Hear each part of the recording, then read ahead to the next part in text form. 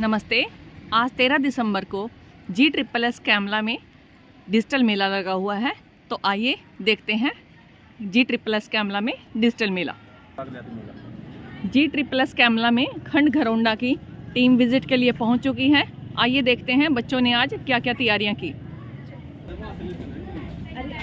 Digital मेला में बच्चों के द्वारा रंगोली का प्रदर्शन। ठीक है। Camera, Google, Facebook, WhatsApp.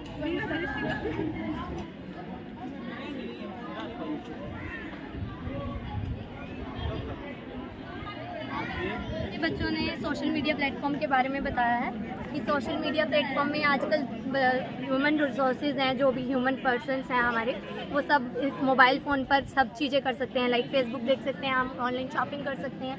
Everything digital बनता जा रहा है हमारा। हम कोई भी पेमेंट करनी है हम सब डिजिटल तरीके से करते हैं। जो के द्वारा भारत का नक्शा बनाकर उसमें डिजिटल ऐप्स को, मोबाइल ऐप्स को दिखाया गया है। तो ये बच्चे बताएंगे अपने बारे में। बताओ बच्चों। मैम, हमारे भारत के अंदर ये ऐप्स है जिससे हम शॉपिंग कर सकते हैं घर बैठे। Shopping apps, very good. कौन कौन सी? मीशो, एजियो, फ्लिपकार्ट, अमेजन, पायल, क्लास 8, आरती क्लास 8, सिमरन क्लास 8, प्राची क्लास 8। ये गर्ल है मैम, जो ये कंप्यूटर है, इसमें कंप्यूटर में अपना कुछ देख कंप्यूटर सीख रही है। और बहुत बढ़िया। क्या क्या बनाया आपने, बताओ थोड़ा सा। फेसबुक है मैम, ईमेल है, यूट्यूब है, गूगल है मैम, प्ले स्टोर है। क्लास के बच्चों ने हमारी building the future with technology क्या बनाया बेटा, बताओ। जेसीबी है जो बिना इलेक्ट्रिसिटी के प्रेशर से चलती है, बिना इलेक्ट्रिसिटी प्रेशर के साथ चलती है। इसमें बिजली की बचत होती है। कैसे वर्किंग करेगी ये बताइए। प्रेशर के साथ चलेगी।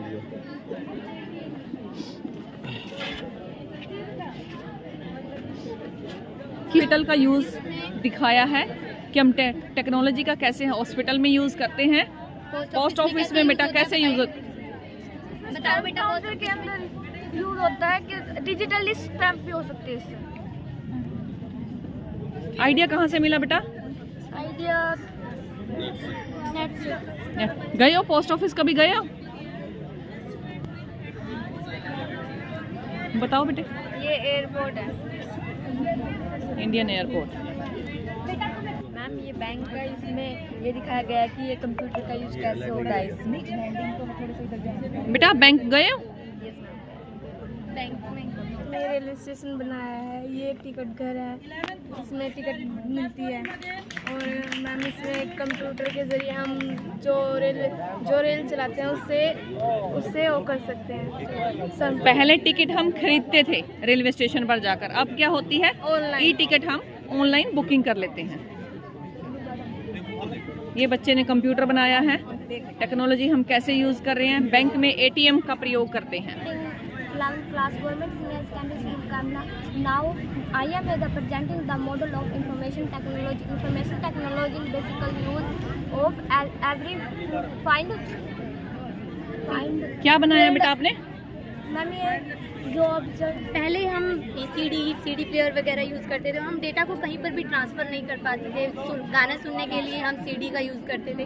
लेकिन जैसे जैसे टेक्नोलॉजी बढ़ती गई, हम ब्लूटूथ टेक्नोलॉजी में आए, हम अलग अलग फ़ोन्स के साथ, VCR के साथ कनेक्ट होते गए। वाईफाई आ गया हमारा, जिसमें हम अलग अलग फ़ोन्स को आपस में कनेक्ट करते रहते हैं। ई कॉमर्स में हम वेबसाइट्स के थ्रू शॉपिंग कर सकते हैं, ऑनलाइन शॉपिंग कर सकते हैं। एक मॉडेम से अलग अलग फ़ोन्स को, कंप्यूटर्स को हम कनेक्ट कर सकते हैं। जैसे जैसे मोबाइल इंटरनेट की स्पीड बढ़ती गई, 2G से 3G, 3G से 4G, अब हमारा 5G का यूज़ किया जाता है अलग अलग शॉपिंग करने में। हेडफोन, ये हमारा नेट कनेक्शन, GPS का हम यूज़ करते हैं अपने गूगल पे कुछ भी सर्च करने के लिए, मैप्स वगैरह।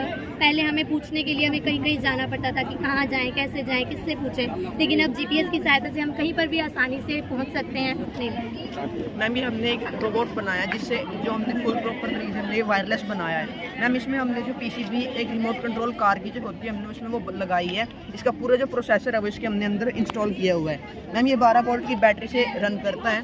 और ये वायरलेस रिमोट के साथ कंट्रोलिंग में है। मैम हमने इसके जो लेग्स में हमने इसमें मोटर्स लगाई, जिसकी वजह से ये रन कर पाता है। मैम ये आने वाले फ्यूचर में वर्किंग में आएगा। ये हमने एक नीचे ये चार्ट बनाया जिससे कि ये जो इसकी वर्किंग दिखाई गई है। और मैम ये पूरी तरह से वर्किंग में है। बहुत बढ़िया बेटा, बहुत बढ़िया, शाबाश। आउटपुट डिवाइस है, ये इनपुट डिवाइस है। और ये प्रिंटर है, इससे हम वो कर सकते हैं प्रिंट। और ये स्पीकर है, ये CPU बॉक्स है, ये प्रोसेसिंग डिवाइस होता है मैम। और ये है प्रोजेक्टर, इस टाइप पर होता है मैम, जो हम अगर हमारे पास वो नहीं है तो इसके द्वारा हम दीवार पर दर्शा सकते हैं। ये हेडफोन्स है, ये वेब कैमरा जिससे हम वीडियो कॉलिंग या फिर कोई वो ईमेल भेजने वो कर सकते हैं। ये जॉयस्टिक है मैम, इससे हम वो कंप्यूटर ऐसे चला सकते हैं। ये माउस है, ये लाइट है। बहुत बढ़िया बेटा, बताओ बेटे। मैम ये शॉर्टकट कीज है। शॉर्टकट कीज़ का यूज़ करने का क्या फ़ायदा होता है? मैम एक तो इससे हमारी स्पीड बढ़ती है और हमारा काम जल्दी हो जाता है। वेरी गुड बेटा। क्या कुछ है इसमें? मैम ये स्ट्रॉन्ग एरिया है, जो स्ट्रॉन्ग वहाँ पे काम आता है। और ये वाइड एरिया है जो कम नेटवर्क वाले वहाँ पे काम आता है।